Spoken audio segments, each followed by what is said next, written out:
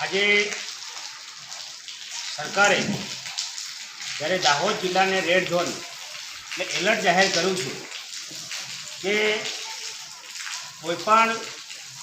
એવા ગંભીર પ્રકારના કે કોઈપણ ઇસ્યુ બની શકે છે, જેના માટે સરકારે વહીવટતંત્રને એલર્ટ તો જાહેર કર્યું છે.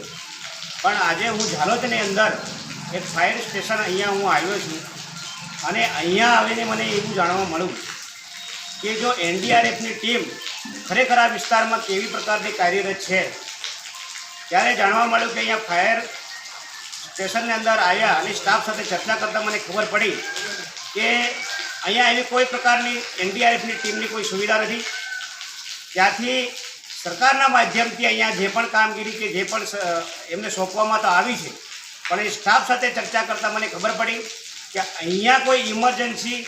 એવી જળબંબાકાર કે કોઈ પ્રકારની મોટી હોનારત થાય તો અહીંયા કોઈ સાધન સામગ્રી સરકારે હજી સુધી અહીંયા આપી નથી. માત્ર ને માત્ર દોરડા, રિંગ કે કોઈ પટ્ટા આવા પ્રકારના સાધનોથી જો કોઈ